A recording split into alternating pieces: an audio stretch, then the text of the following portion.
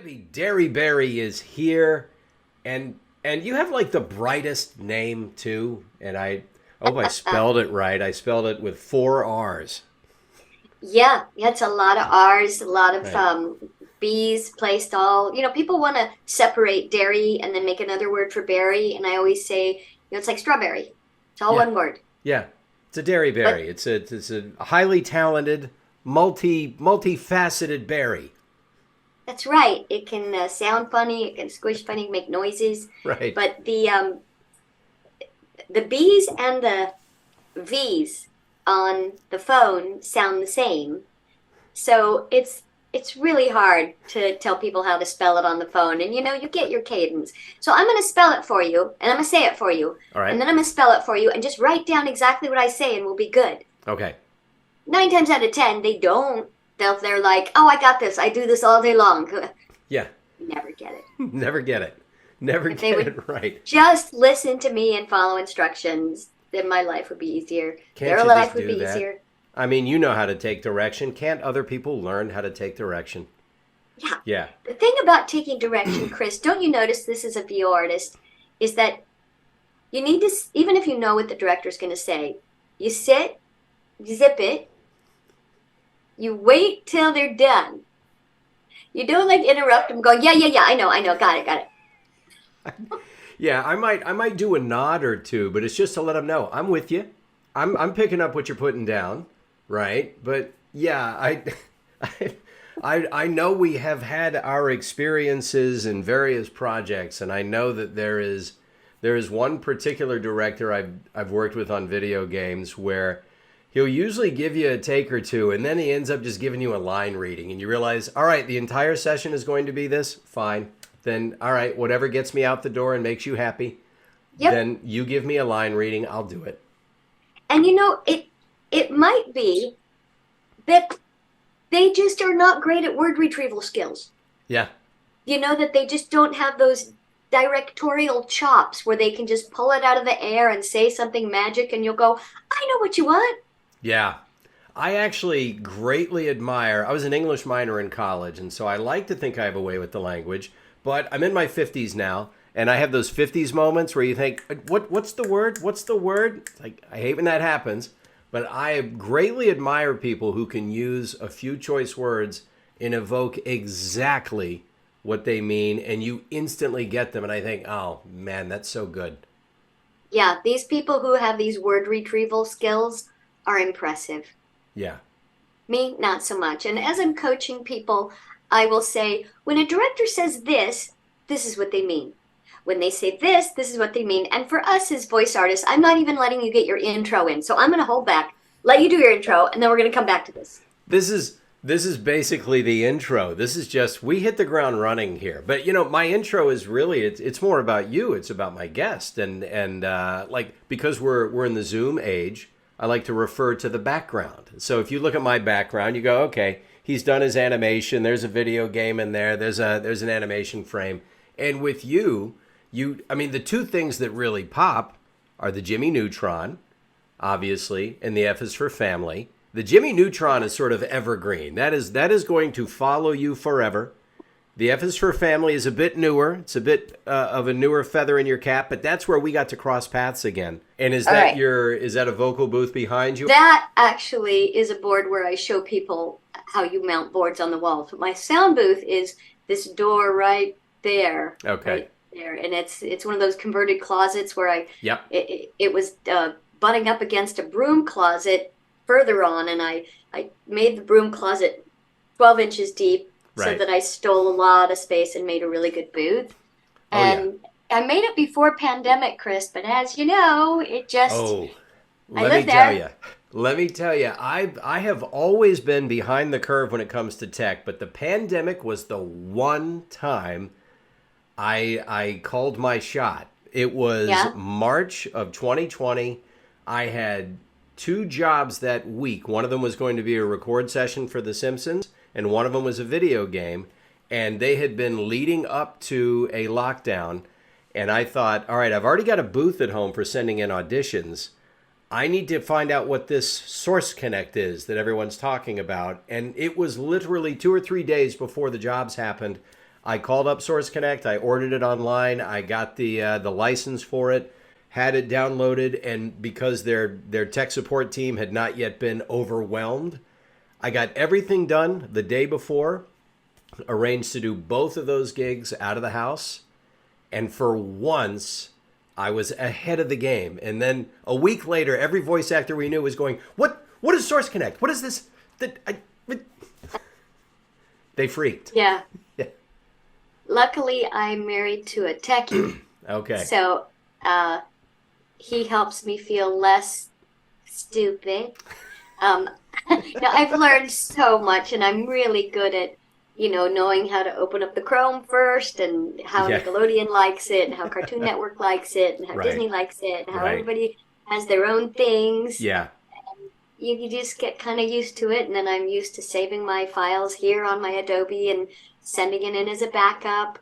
And the engineers are pretty pleased with the sound, and I don't always use Source Connect, so it's one of those things where I join, I'm like, put it on a rest. I'll let you know when I need it. Okay. Yeah. Because there's so many other platforms. What is it called? Clearfeed?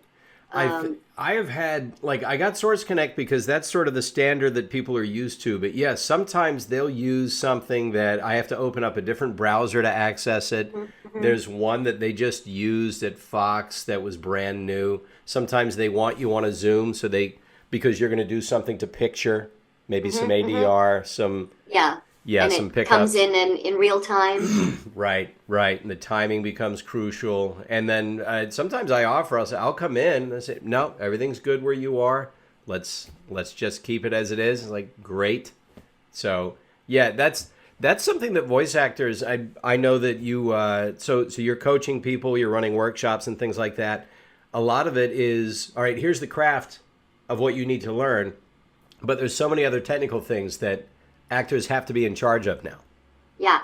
And I just finished, I do a lot of individual coaching. Okay. But I also sometimes do group classes. But I don't know, maybe I'm getting lazy. No, I don't know. But I thought this last time I recorded it, this 3-part class. I didn't do it. I used to do it all in one class, like a 3-hour night. Right. Here's what you need to know about VO. And Chris, I felt like I was rushing it so much. So I did it in 3 separate weeks so that I could go an hour and a half for each and really take the time, answer questions, cover stuff. Right. And so I recorded them, and I just finished editing them, and I just posted it yesterday, a 3-class virtual Do You Want to Be a Voice Actor series that goes over exactly what you were just saying, not only the acting aspects, what directors expect when they say certain things, how to approach a piece of copy, but also the technical aspects of, if I can do it, anybody can do it, right? But it's as big a part of voiceover business as the acting. Yeah. Pardon me. And the pandemic, I spoke with Andrew Cascino, somebody you might have worked with at some point or another. He and I are both at CESD together, and he's a big tech guy. And he said, what we all know, he just phrased it very elegantly, that it became incumbent upon us as voice actors to learn so many technical things that we had never prepared to learn right when the pandemic hit, because we had to work from a space we weren't used to working from. We were used to breezing into the studio, browsing the craft services, getting here's my Ricola, here's my throat coat, here's my little hankies if I need them, here's my water, room temp, chilled, well, whatever, depends on me. And then that wonderful creature on the other side of the glass, the engineer, just the artists that they are, work their magic, and we just sit there, and red light comes on, we hear action, we just do what we do, and then we leave. And like a one-note Sally. We do this is what we do. Yeah. Well, wait! But wait, there's more. And yet, I don't know how much of this is going to go back the way it was before. I think that it's going to be a case of, yes, you still need to be able to do the job. You need to know the craft. You need to be able to act. You need to be able to take direction. All of the technical aspects of performing. But then the technical aspects of a recording session, we're going to have to know so much more of that going forward, because the industry has decided, oh, I can hire somebody, I can cast somebody that lives in the Midwest. We don't have to have them come in. They just need to know how to operate their setup, connect with ours, send us a pristine file. So that actor in the Midwest who probably wants to take a seminar from you wants to know, okay, I've got a technical leg up on a lot of people, but now I need to learn the craft. So, yeah. But there's also, there's so many other things. Like the old school directors will want to make sure you're in town. Yeah. Or some of the people who are really married to how that sound is going to be on their video game. They only want that one particular microphone, Right. and they only want it at their studio. I have one studio that flies me to near Oakland. Oh, really? To record there, because they want to make sure I'm this far from the mic and their mic. Yeah. Which I get, because they're very married to a particular sound. Mm-hmm. Whereas when you hit a Nickelodeon engineer, they have to be used to taking anybody's sound and making it work together with anybody else's sound, recording in different spots. Right. It isn't just learning. When you're getting into voice acting, a lot of people know what they've either seen growing up. Oh, okay, I've seen these cartoons growing up. I've seen the movies. I've played the video games. And then because of social media, now we have social media profiles. People, they know what they see on your social media profile, but they still never get a complete picture of what it really is like to be a working voice actor. Not to mention a working voice actor in Los Angeles, which You're is absolutely right. Yeah, Chris. Yeah. What's the right word when people think it's one thing, but it's really another? It looks glamorous. Yeah, it is a fairy tale in a lot of ways, because we tend to not put forth our worst selves on social media, not purposefully. You know, here's me at the studio. Here's this thing that just came out that I'm in. They don't see, I used to say this about stand-up, because I used to tour as a comic. People would say, oh, it must be so much fun having your job. And I would tell them, you just saw 1% of my job, the time on stage. You didn't see all the other things that led up to this. And Right. Voice acting is the same thing. Mm-hmm. Like I am pretty much right here in front of this computer or in that booth pretty much all day, every day. You know, if I get up to go, quick, give the dogs a walk, quick, do a couple dishes. Wait, there's another audition. And because everything moves so fast now, because the agents can send you those auditions quickly, Right. because you can turn them around quickly, because sessions don't have to have travel time anymore. Right. It is busier than ever. Like, I can knock out anywhere, I don't know, probably 15 auditions a day on a busy day maybe. Mhm. But you multiply that times 5 days a week, and that's a lot of auditions every week. So, you know, to book a job, I'm one out of every 150 auditions. Yeah. That's a lot of work, because each audition requires recording, editing, and sending, and each audition, it's video game. Oh, there's 4 parts. There's audition for 4 or 5 characters, especially like you and me, who are utility sometimes. Right. Oh, yeah. I'm a Because- Swiss Army knife. That's what I've always, I've come to realize, is that somebody else is going to be the lead. That's fine. You're going to need that guy in the corner who can step up and do X, Y, and Z. And I've made a, nice little career out of that. Yes, you have. Yes, Yeah. you have. No complaints. But that was what I had on display working with you on F is for Family. Because again, I know we had crossed paths or either worked on one project or another together before that. And this is just what it's like in the business. You end up just overlapping with other people throughout the years. And then F is for Family hits, and Mike Price, the lovely and amazing Mike Price, brought me in because he knew me from The Simpsons and said, hey, how about you help out here with this table read, maybe do some peripheral characters. And the joy of sitting at a table read for any project is always palpable. And F is for Family was really, really funny because you had Bill Burr there, who is hysterical and a very natural actor the way he approaches it.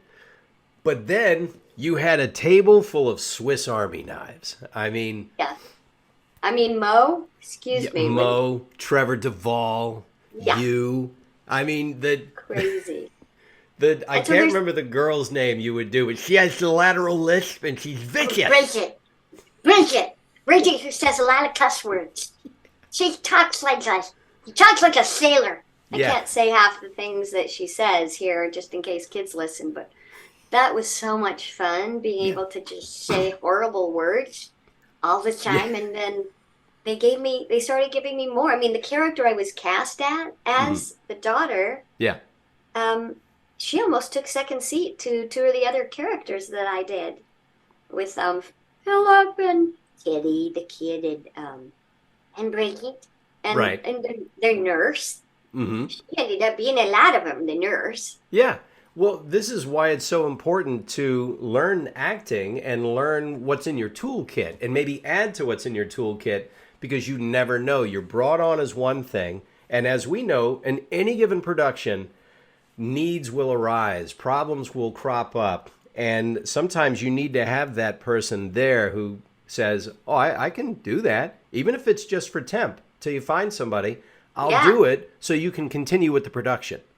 And I just did a show where they brought me in to stunt read, which is when you read for the celebrity Right. because they can't always show up to the table read. Yeah. So I stunt read for the celebrity Hmm. um, as her boy. And they thought, well, she's here. We'll give Yeah. her another part to read. And then this character's in, becoming a regular. Right. And so because we're not celebrities, because let's face it, when pandemic hit, a lot of our voiceover became infiltrated with on camera actors who were no longer able to find the work on camera. Right. So they realized how awesome how voiceover was. And I'm fine with it being, my jobs sometimes are just B rolls, Yeah. incidentals. I'm okay with that. I don't need to have the starring roles anymore.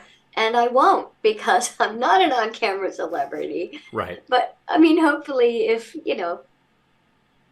that'll happen once or twice more in the career. But you talk about video games. There are 400 to 500 characters in a video game, Right. and there's maybe four principals. And so you and I do these things like I'll go in and they'll say, okay, it's just incidentals today, stunt player. So I'm just in, and they're like, okay, little girl in the back. Okay, little boy in the front. Okay, starving farmer over there, and just Hmm. I'll knock out 5 to 10 characters just to help them tick it off their list. Right. Yeah. And it's learning the. I was talking to my son about this. We were walking along to the store. We love to have a chat while we walk. He has a very active imagination. He loves to play and he loves to have his. Sometimes he'll play act things out. And I told him, I said, because you're already working the occasional job, you realize that for adults, we have to teach ourselves how to switch our imagination on sometimes. For a kid, they're just being themselves. And Yeah. for actors, we forget what it was like to play as kids. But when you're asked to do these fill-in parts for a video game or for a movie or for a TV show, you realize I'm just doing what I did as a kid. I've got all these characters. I'm going to give them different voices and they're going to interact with each other. And I'm going to make Yep. it authentic even though I'm the only audience watching this. Isn't that interesting Yeah. that you said I'm the only audience watching this? Is how we reach in and give it our all when we're not in front of that Right. audience clapping for us. Yeah. Like at the live table read. With Zoom, you don't get to hear the live clapping It's hard. because, of course, it ruins the communication. Nobody can hear anything. Yeah. So, what we were used to growing up with and hearing, the people who are now entering voiceover, it's a different ball of wax. They don't get the live table reads. They don't get the camaraderie of the in-person record. Yeah. It's a whole different thing. I mean, luckily, I'm glad I had it. I tell people, I get asked this frequently, and I'll probably make a video about it, the importance of live performing. And if table reads don't come back in the meaningful way that we were used to them, then you still need the ability to perform in front of an audience and learn how to connect with them and learn how to modulate what you're doing based on their response and learn how to read the room, as they say. And it's a very vital skill, if for no other reason than it might get you out of your head long enough to connect with a person who's right there with you. Mm-hmm. And when we're auditioning, it has to be just as real as if we were recording, which is, I do this in a lot of my coaching and classes is, you know, I try to teach my voice actors to, even who are on camera actors, to look at, if you get to see the stage acting, and I make them write in, what was it someone just said to you? What just happened that made you do what you're doing? Mm-hmm. Because the line doesn't start with the first word.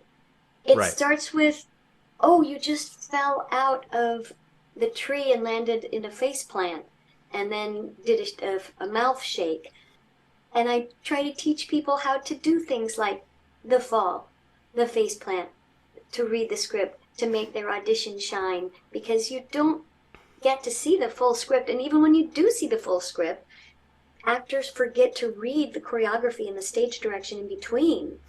You know, like you just came running up with ants all over your body, and the line is, "Hey, what's going on?" Mm-hmm. You know, there's a lot more that's going to be in that line if you have ants on your body and you're running. Right. Yeah, and there's the tendency of the actor, we all love to make this joke, but you look at a script and it's blah, blah, blah, my line, blah, blah, blah, my line, blah, blah, blah, my line. Where's it highlighted? Where's it highlighted? I fall into that trap all the time. You're looking for, where's my chance to shine? But you're right. Everything is in context, especially if it's written. Your chance to shine is between the lines.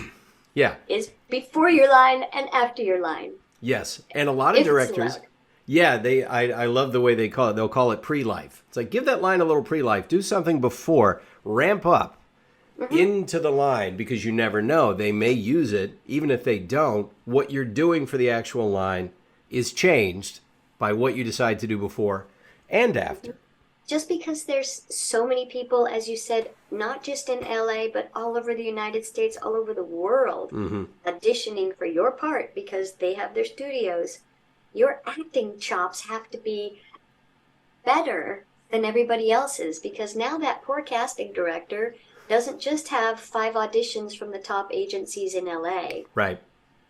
They have them from all over the world, so maybe they had 50 and now they have 500 or 5,000 auditions to listen to. And they're only going to listen to a few, so you really have to shine, and it is so much more work than it looks like from the outside. So not glamorous, so focused, so much energy that goes into these auditions. Yeah. Don't you feel like you have to like auditioning?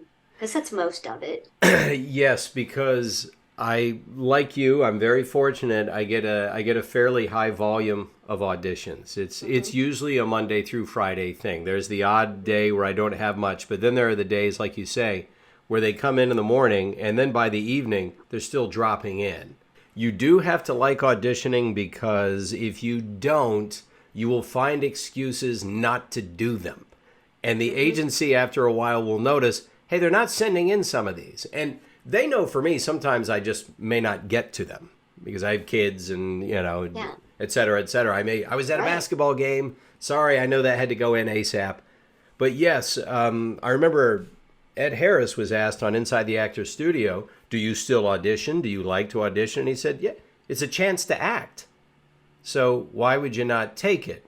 So that, yes, you can easily develop sort of a jaundiced attitude towards it. Oh, yet again, here comes some more things I got to do. But it is a chance to act, and not everybody gets that. And a chance to work on your technical skills. Yes. Your editing skills. Yes.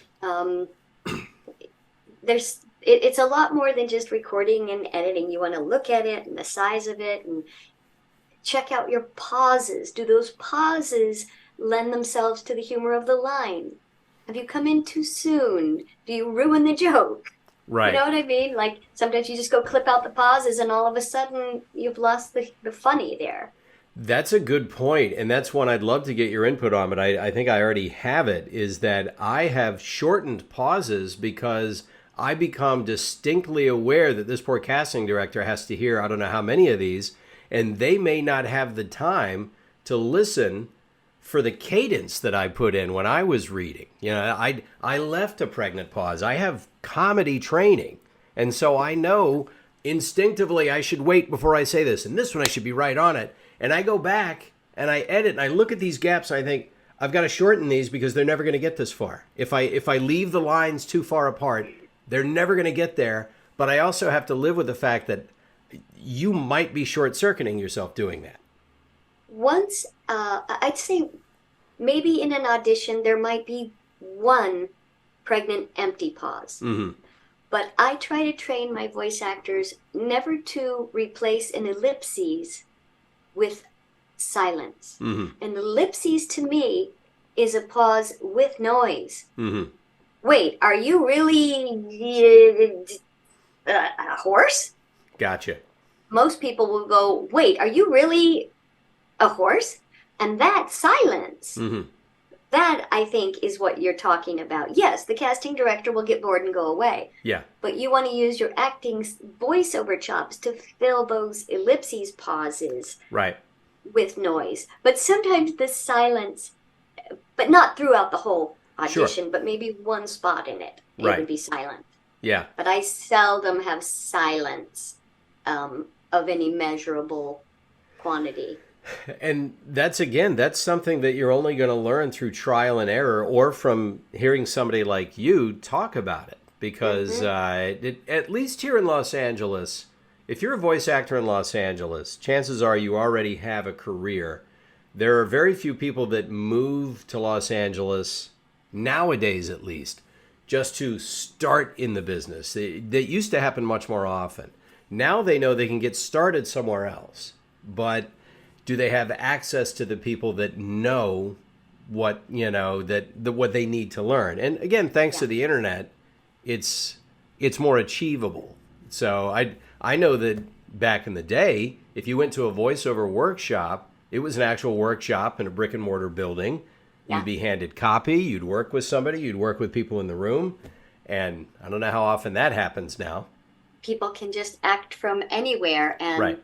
learn from anywhere. So because I taught so much, I wrote this book called Voiceover 101, How to Succeed as a Voice Actor. I just did the second edition. Mm-hmm. And I actually did a 3-part class that what I'm talking about that goes through this, because there's so much more training in voiceover now than there was when I started anyway. Right.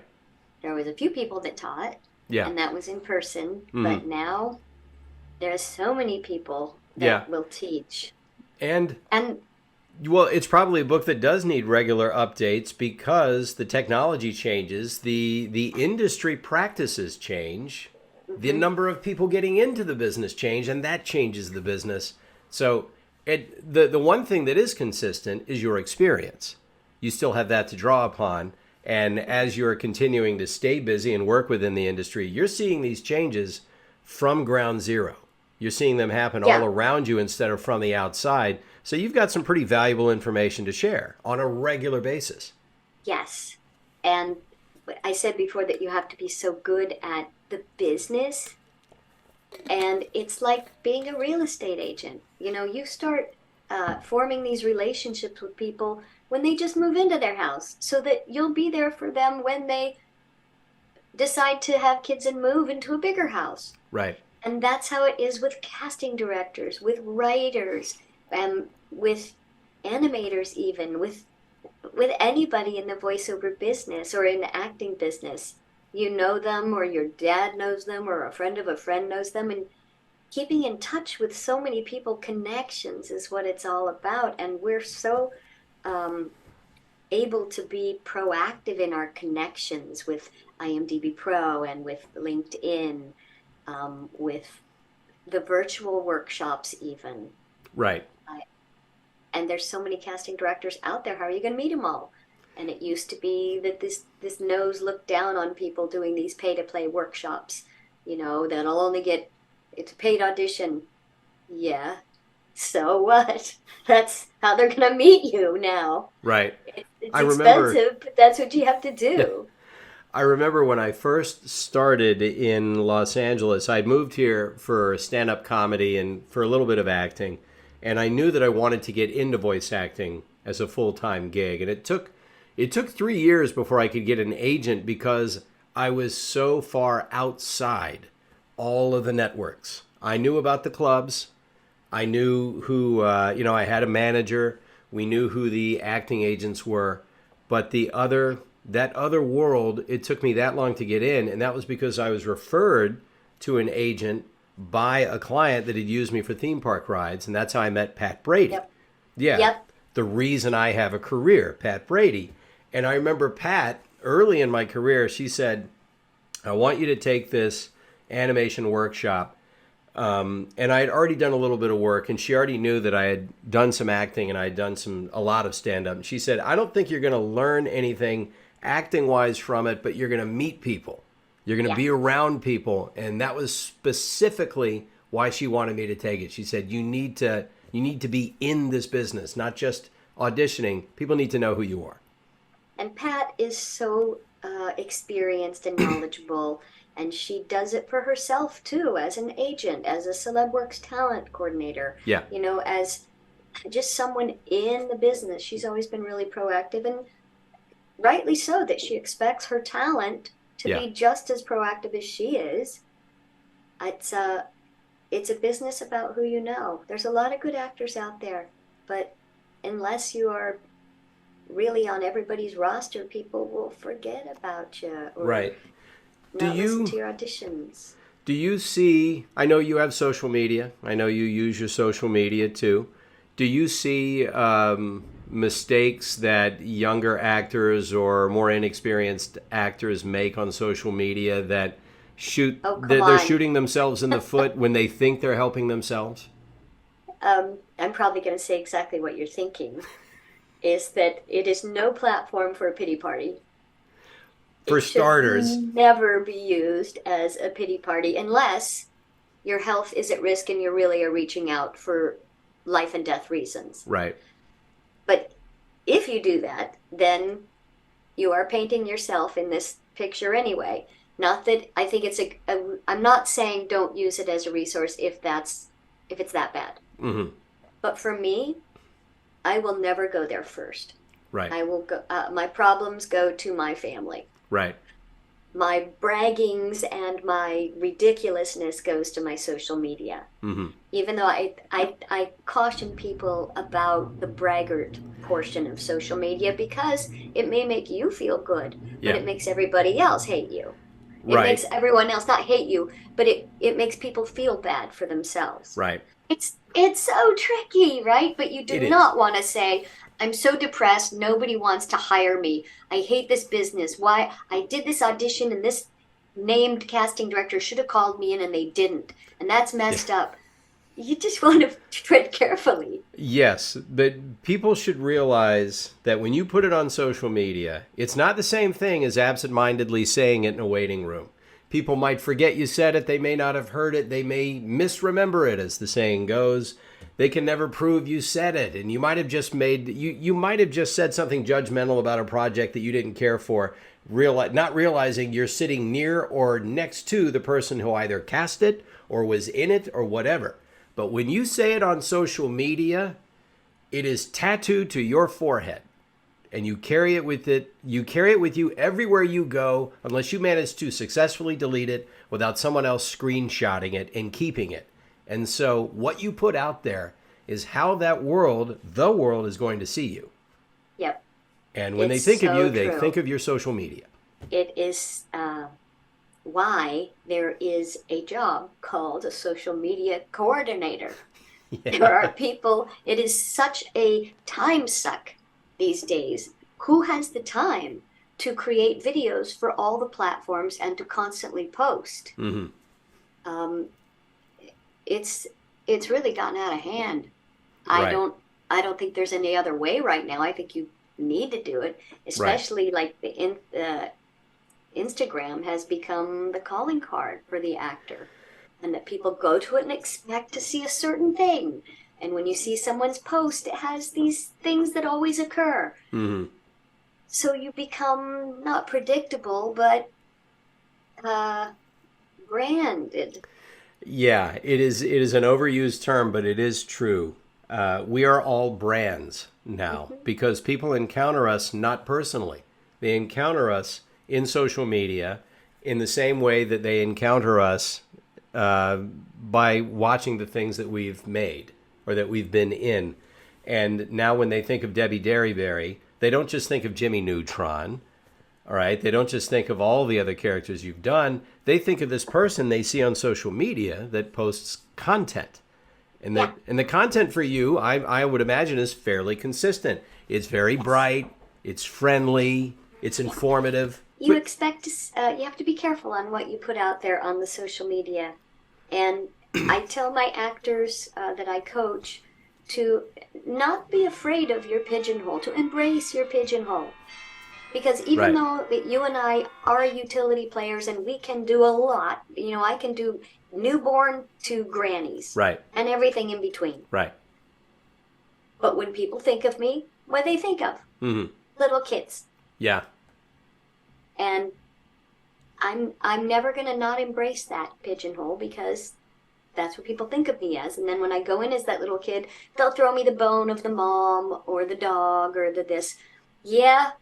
It's getting your foot in the door. I mean, yes. Case in point, probably 3 or 4 years ago, it was pre-pandemic. That's our dividing line for everything now. Isn't it, though? Was it before the pandemic? Or was after that? Well, let's see. I didn't have a mask, so it was before the pandemic. Yeah.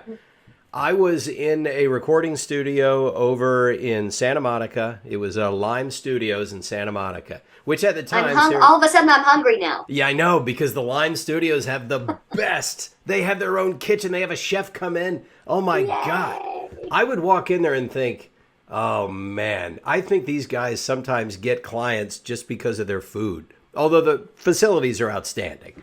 But, yeah. And we were lucky because our kids were also going to the Montessori school that was literally across the parking lot from it. Yeah. So we would drop the kids off. I walked across the parking lot and I was recording it was a commercial. And then word had gotten out through my agent, we have this last minute voice match. And you're one of our kind of voice match guys. This is sort of in your wheelhouse, and the producer knows the producer of this spot that you're working on right now. And I don't know how that happened, but I ended up doing a voice match for the actor Ricky Jay, who had just passed away, and who was on a show called Sneaky Pete. And they had a couple of his scenes. Yeah, they had to post-produce a couple of his scenes. And they needed dialogue for him, and I was able to. I had never in my life tried to voice match Ricky Jay, but they played the clip, and I could do it, and they said, "That's outstanding. I didn't know somebody could do that." And before I knew it, I was voice matching 2 scenes for Ricky Jay, even though I was there for something completely different. And I was there, and I've always been a very quick study. I don't need a lot of prep time. It was, you need this? Okay, boom, done. And I still get the occasional residual check because I was in the door for something else. And in this business... Right place, right time. Yeah. Right representation. Yes.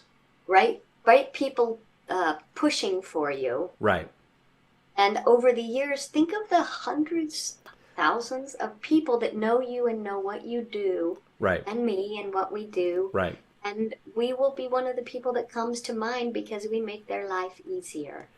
And that is an excellent point. When I work on a show, especially like for F is for Family, what I do on The Simpsons, I've always looked at my job as I'm not there to get the laughs. I'm not there to, I mean, if I have a small part and there's a joke in there, obviously I land the joke. But I'm there to make everybody else's life easier. Yes. I want them to think of me and think, oh, good. We have Chris. We have Debbie. Here. We're going to be able to solve these problems. And that is my job. My ego plays absolutely no part in this. In fact, my ego is based on me being happy that I am of service, if that makes any sense. I couldn't agree with you more, Chris. Yeah. Yeah. The fact that you already have that work ethic means it's that in addition to your skill set, your talent, it's not a surprise that you've worked as much as you've worked for as long as you've worked. And we've kept up with technology. I have a couple people in this business that to me, it seems like they've gone the diva route now because they're like, well, we used to just go into the studios and that's how I want to do it. And I'm not going to do it any other way. Yeah. Well, that may be, but you're also not going to work Yeah. because that's not the way it's done anymore. Right. You have to be ready to roll with it. You have to be adaptable for sure. Like you can't ride your horse and buggy down the street no matter how much you want to take it to the store. We just don't do it that way anymore Exactly. in LA. Yeah, it's we're not in a horse and buggy whip society anymore. Oh, those were the days. But the days were days. Yeah. So how can people find you then if they want to find you on your socials and if they want to sign up for a workshop or a seminar? How do they do that? Well, they can go to any of my social medias, which is just at Debi Derryberry. Of course, no space there. Mm-hmm. And the website is debiderryberry.com. Mm-hmm. And on that website, you will find my newly released virtual set of classes that follows along this book if they want to get into voiceover. It kind of gives them a great all-over picture. Mm-hmm. And they can also schedule privates with me on my website from wherever they are in the world, and I'll make time for them. Gotcha. And also on TikTok, I'm grateful for my 1.2 million followers. Whoa, 1.2 million! I've got over 24 million views on my TikToks. Really? Yeah, it's nuts. That's amazing. That's amazing. Yes. But you know what? Amazing. That's it. We're artists, but artists don't, like you say, artists don't spend enough time learning how to be business people. Uh-huh. And the art sometimes needs to be helped along a little bit by the business sense. And you certainly got it, folks. Debi Derryberry is here. She's available to pass along some of her received wisdom. She doesn't mind if you book a job based on information she's given you, right? She knows That's right. I want you all to succeed at anything you want to do, and if I can give you any gems of wisdom in voiceover, I'm hoping that you can find it easily. Absolutely. Well, Debi, thanks so much for taking some time out of your busy day. And, thanks, Chris. Well, hey, I look forward to seeing you in person one of these days soon. Wouldn't that be nice? Yeah. All right.